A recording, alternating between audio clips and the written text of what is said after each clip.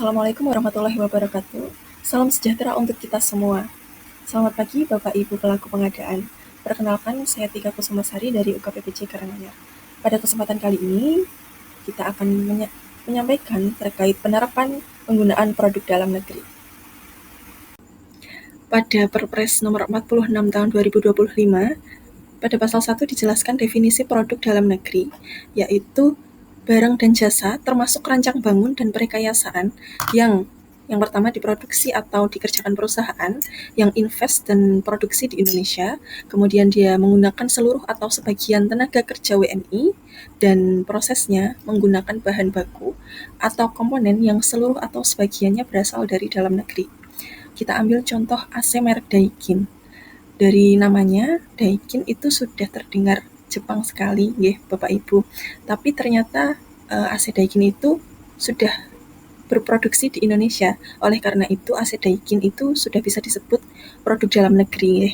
Kemudian untuk selanjutnya, produk dalam negeri itu juga disebutkan dalam tujuan PBJ pada pasal 4, yaitu meningkatkan penggunaan produk dalam negeri. Kemudian disebutkan juga pada pasal 5, pada kebijakan PBJ, salah satunya adalah mendorong penggunaan barang jasa dalam negeri dan standar nasional Indonesia. Selanjutnya, kewajiban produk dalam negeri yang dibahas dalam Perpres nomor 46 tahun 2025. Yang pertama, pada tahap perencanaan pengadaan itu dibahas pada pasal 19 dan pasal 66 ayat 12, yaitu ketentuan saat menyusun spesifikasi, kemudian ada juga ketentuan saat pemaketan, dan ketentuan yang perlu dicantumkan dalam RUP. Kemudian pada tahap persiapan pengadaan, mencantumkan kewajiban PDN dalam spesifikasi dibahas pada pasal 19 dan pasal 66. Kemudian pada tahap pemilihan, itu kewajiban produk dalam negeri dicantumkan dalam dokumen pemilihan dan pemberian preferensi. Kemudian pada tahap pelaksanaannya, baik melalui swakelola maupun melalui penyedia, itu ada kewajiban produk dalam negeri. Selain itu, Bapak Ibu, kewajiban penggunaan produk dalam negeri ini juga diterapkan pada pengadaan khusus, itu dikecualikan pada pasal 61. Kemudian kewajiban produk dalam negeri juga ada pada pengadaan internasional dan dana pinjaman atau hibah dalam negeri atau luar negeri, dan juga ada pada pengadaan barang jasa desa. Pada pasal 19 dijelaskan bahwa PPK dalam menyusun spesifikasi teknis atau kerangka acuan kerja barang jasa itu menggunakan yang pertama di sini di-highlight, yaitu produk dalam negeri, salah satunya. Kemudian juga perlu produk sertifikat SNI, produk UMKM, UMKK, dan produk ramah lingkungan hidup. Kemudian PPK dalam menyusun spesifikasi teknis, Bapak Ibu, atau kerangka acuan kerja barang jasa itu menggunakan produk dalam negeri dan juga menyesuaikan kemampuan industri dalam negeri sebagaimana tercantum pada daftar inventarisasi barang jasa yang diterbitkan oleh Kementerian Perindustrian. Kemudian dijelaskan juga bahwa pemenuhan penggunaan produk dalam negeri ini dilakukan sepanjang tersedia. Dalam pengadaan barang, saat penyusunan dan penetapan spesifikasi atau KAK, dimasukkan yang pertama jenis barang yang akan diadakan dengan cara mengecek daftar inventaris PDN, ya Bapak Ibu. Jika ada barang dengan TKDN plus BMP lebih besar atau sama dengan 40%, maka pengadaan barang itu wajib produk dalam negeri sesuai pasal 66 ayat 2. Kemudian dituliskan juga fungsi atau kegunaan barang, lalu bahan atau material itu mengutamakan penggunaan bahan dari produk dalam negeri. Kemudian ada ukuran, volume, dan kapasitas barang. Kemudian jika ada pengangkutan barang atau pemasangan barang, itu harus menggunakan penyedia jasa dalam negeri juga. Selanjutnya, untuk pengadaan pekerjaan konstruksi, dalam penyusunan dan penetapan spesifikasi atau KK, itu untuk bahan atau material tentunya dicantumkan komponen utamanya apa saja, kemudian Jika terdapat di daftar inventaris PDN, maka diwajibkan menggunakan produk yang ber-TKDN. Kemudian untuk peralatannya juga dapat dicantumkan bahwa peralatan ini diproduksi atau dimiliki oleh perusahaan dalam negeri, sehingga nanti nilai TKDN-nya akan tinggi. Kemudian tenaga kerjanya dicantumkan WNI, dan kemudian jasa pendukung itu diutamakan penyedia jasa dalam negeri. Kemudian untuk jasa konsultasi dalam menyusun kerangka acuan kerjanya, tentunya di sini dibutuhkan tenaga ahli. Nah, untuk tenaga ahlinya ini, apabila WNI bisa disebutkan saja bahwa tenaga kerjanya merupakan WNI. Kemudian untuk bahan dan alat yang digunakan itu sama seperti tadi, yaitu diutamakan produk dalam negeri. Selanjutnya, untuk pengadaan jasa lainnya, di sini dibutuhkan tenaga terampil. Apabila tenaganya itu adalah WNI, bisa langsung dicantumkan bahwa tenaga kerja berwarga negara Indonesia. Kemudian untuk bahan dan alat juga sama seperti pengadaan yang sudah dijelaskan sebelumnya, yaitu diutamakan menggunakan produk dalam negeri. Baik Bapak Ibu, setelah membahas terkait spesifikasi teknis pada pasal 19, kemudian kita lanjut ke pembahasan pasal 20 terkait pemaketan pengadaan barang jasa. Pada ayat 3 disebutkan bahwa dalam melakukan pemaketan pengadaan barang jasa, PPK wajib mengalokasikan paling sedikit 40% dari nilai anggaran belanja barang jasa untuk menggunakan produk UMKK dari hasil produksi dalam negeri. Jadi di sini di-highlight bahwa pemaketan itu wajib alokasi 40% ya Bapak Ibu. Baik Bapak Ibu, selanjutnya di sini produk dalam negeri pada tahap pelaksanaan pengadaan barang jasa. Yang pertama pada metode swakelola yang dijelaskan pada pasal 47 ayat 7, yaitu jika dalam pelaksanaan swakelola itu membutuhkan material, bahan, atau alat, maka wajib menggunakan material, bahan, atau alat yang merupakan produk dalam negeri dan atau produk UMKK dari hasil produksi dalam negeri.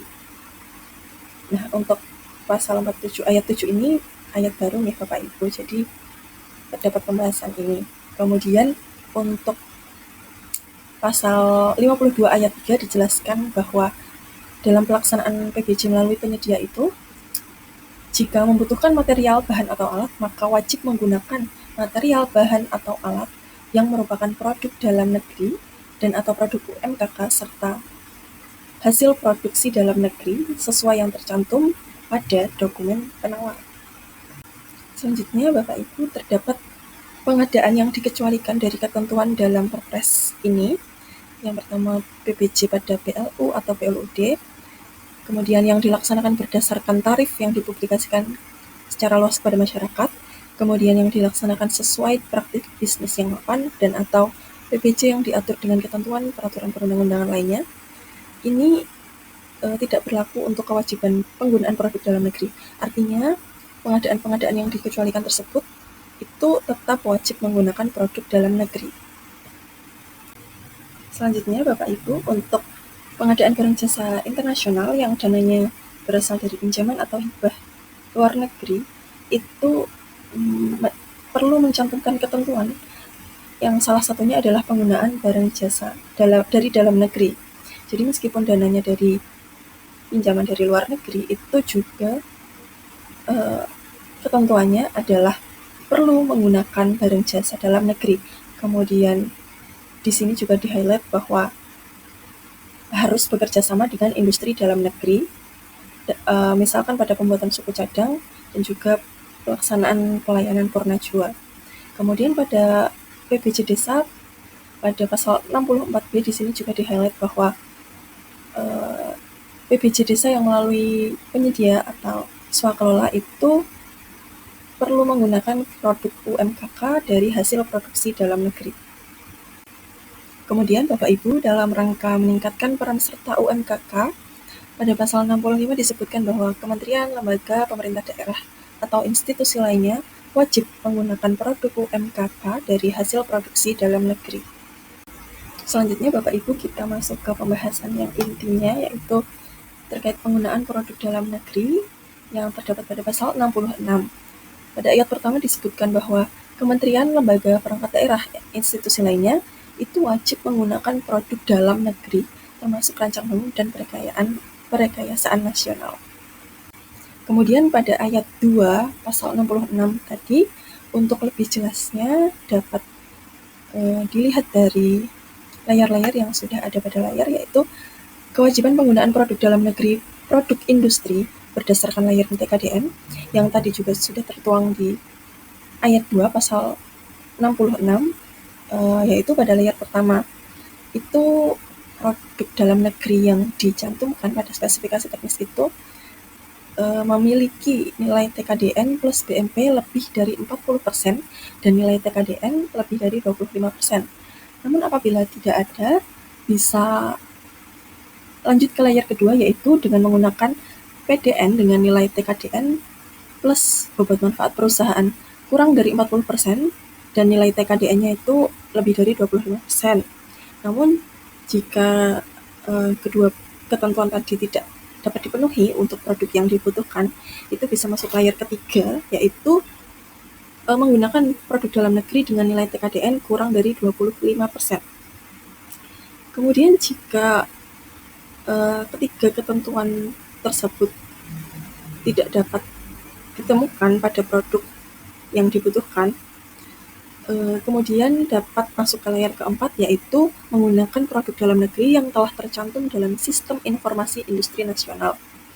Kemudian apabila tidak ada, masuk ke layar kelima, yaitu menggunakan produk industri self-declare yang masih dapat digunakan paling lama 2 tahun sejak Perpres ini berlaku.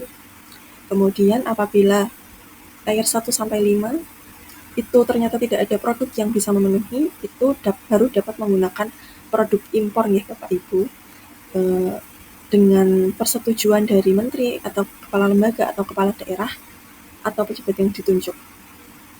Kemudian itu tadi kewajiban penggunaan PDN produk industri. Lalu untuk kewajiban penggunaan PDN produk non industri itu menggunakan produk dalam negeri yang dinyatakan oleh pelaku usaha atau bisa disebut dengan self-declare.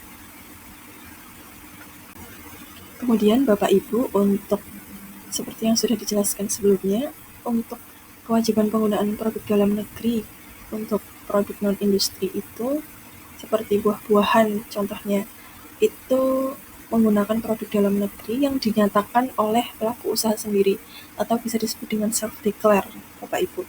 Kemudian jika produk dalam negeri di pasal 2 dan pasal 3 itu tidak tersedia, itu baru bisa menggunakan produk impor. Kemudian pada ayat 5 disebutkan bahwa ketentuan tentang pemenuhan kewajiban penggunaan produk dalam negeri dilaksanakan dengan memperhatikan kemampuan industri dalam negeri. Kemudian pada pasal 6 disebutkan bahwa menteri yang menyelenggarakan urusan pemerintah di bidang perindustrian itu bertugas menyediakan informasi terkait kemampuan industri dalam negeri sebagaimana dimaksud pada ayat 5. Kemudian dalam hal informasinya belum tersedia, pada ayat 6 itu belum tersedia, maka penggunaan produk impor itu bisa dilakukan namun dengan persetujuan dari menteri, kepala lembaga, kepala daerah, atau pejabat yang ditunjuk. Kemudian Bapak Ibu pada pasal 66, masih pasal 66 terkait penggunaan produk dalam negeri, pada ayat 8 itu disebutkan bahwa menteri di bidang perindustrian dapat menetapkan batas minimum nilai TKDN pada industri tertentu di luar ketentuan pada ayat 2. Kemudian menteri di bidang jasa konstruksi berkoordinasi dengan menteri di bidang perindustrian untuk menetapkan batasan minimum nilai TKDN pada jasa konstruksi. Kemudian nilai TKDN pada pasal 10 nilai TKDN dan bobot manfaat perusahaan itu mengacu pada daftar inventarisasi barang jasa produksi dalam negeri yang telah diterbitkan oleh Kementerian Perindustrian. Kemudian kewajiban penggunaan produk dalam negeri ini dilakukan pada tahap-tahap PBJ, yaitu perencanaan pengadaan, persiapan pengadaan, dan pemilihan penyedia. Kemudian untuk ketentuan pada ayat 11 ini dicantumkan dalam RUP, spesifikasi teknis atau KAK, dan atau dokumen pemilihan gitu Bapak Ibu.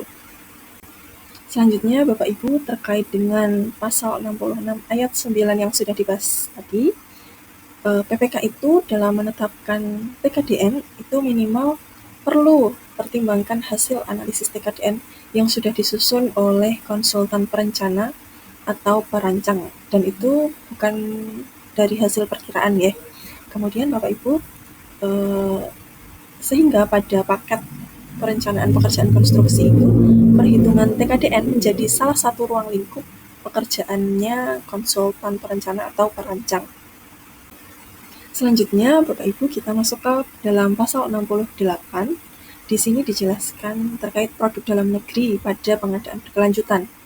Jadi, produk dalam negeri ini itu pada pengadaan berkelanjutan itu masuk ke aspek ekonominya, di mana aspek ekonomi pada pengadaan berkelanjutan ini meliputi pencapaian value for money, pemberdayaan UMKK, dan juga pemberdayaan produk dalam negeri.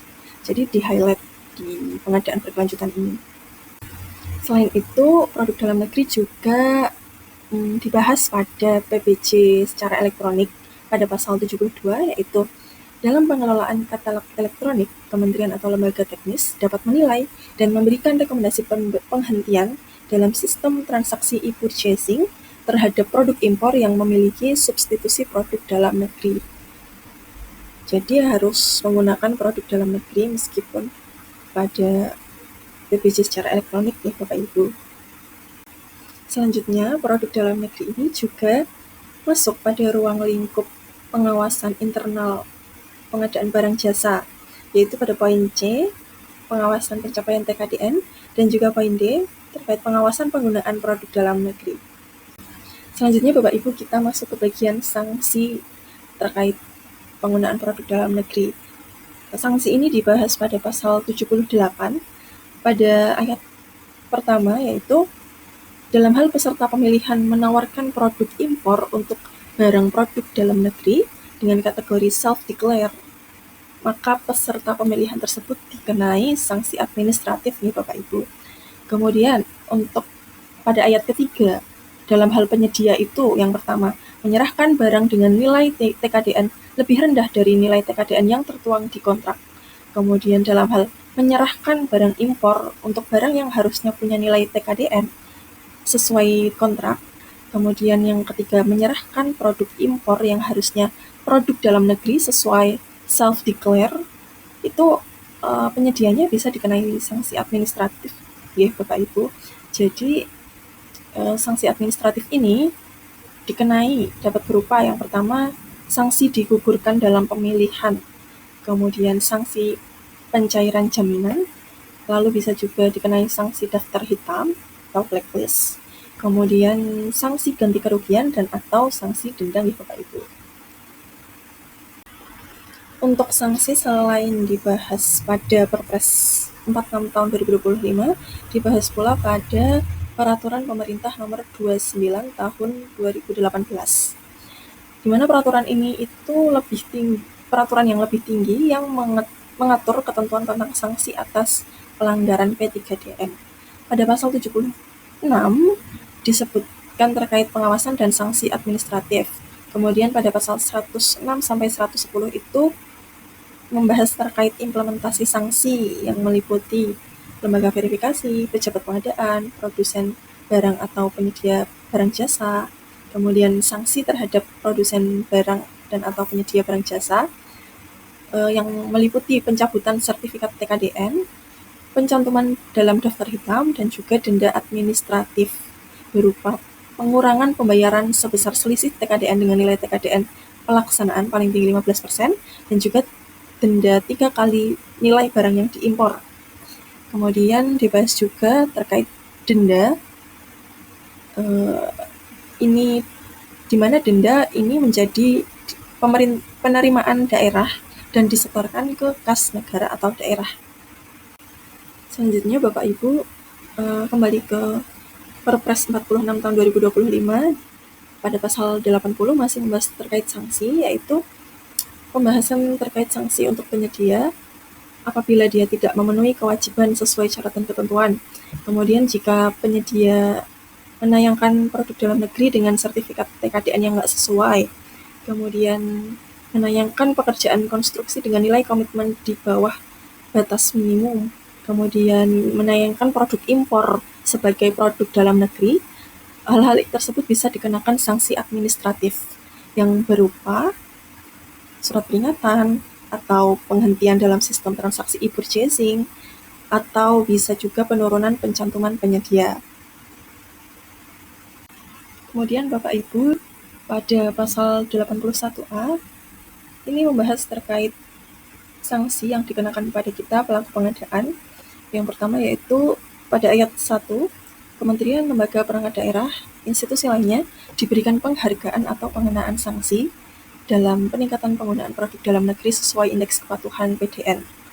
Kemudian pada ayat 2, pemberian penghargaan atau pengenaan sanksi merupakan bagian dari capaian atas pengelolaan anggaran pada aspek manfaat.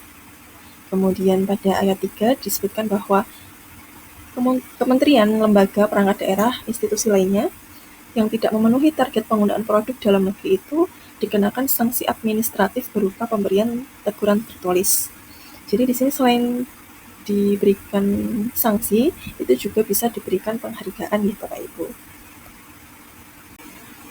Nah, untuk pemberian teguran tertulis ini Bapak Ibu dilakukan oleh menteri yang menyelenggarakan urusan pemerintah dalam negeri ya, untuk pemerintah daerah. Kemudian itu berdasarkan indeks kepatuhan produk dalam negeri.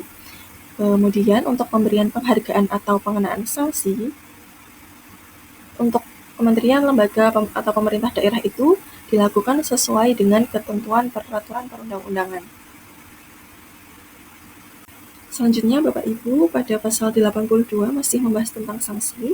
Pada ayat 1A, sanksi administratif dikenakan kepada PA, KPA, PPK, pejabat pengadaan, atau pejabat pemilihan pada satuan kerja atau unit kerja yang tidak memenuhi target presentase anggaran untuk penggunaan produk dalam negeri dan atau produk UMKK. Nah, ini sanksi ini diberikan oleh pejabat pembina kepegawaian yang berwenang sesuai ketentuan peraturan. Kemudian untuk pemberian sanksi administratif ini berupa pengurangan terhadap nilai tunjangan kinerja Bapak Ibu atau TPP berdasarkan ketentuan peraturan perundang-undangan. Terakhir Bapak Ibu, di sini pada ketentuan penutup pada pasal 91, ketentuan lebih lanjut terkait penggunaan produk dalam negeri dan juga terkait harga evaluasi akhir itu ditetapkan dengan peraturan kepala lembaga. Lalu pada pasal 2, pada saat peraturan presiden ini mulai berlaku, jadi barang dan jasa produk industri itu sebelumnya kan diperbolehkan self-declare atau dinyatakan sendiri oleh pelaku usaha sebagai produk dalam negeri. Namun untuk ketentuan ini masih berlaku paling lama 2 tahun semenjak Perpres ini mulai berlaku. Artinya untuk produk self-declare ini diberi kesempatan 2 tahun untuk melakukan sertifikasi nih untuk produk industri. Jadi tidak hanya self-declare namun dibuktikan melalui sertifikasi. Demikian yang dapat saya sampaikan mengenai penerapan penggunaan produk dalam negeri. Semoga materi ini bermanfaat dan dapat kita terapkan bersama demi mewujudkan pengadaan yang berintegritas, berkualitas, dan mendukung pembangunan Kabupaten Karanganyar. Terima kasih atas perhatian Bapak Ibu. Assalamualaikum warahmatullahi wabarakatuh.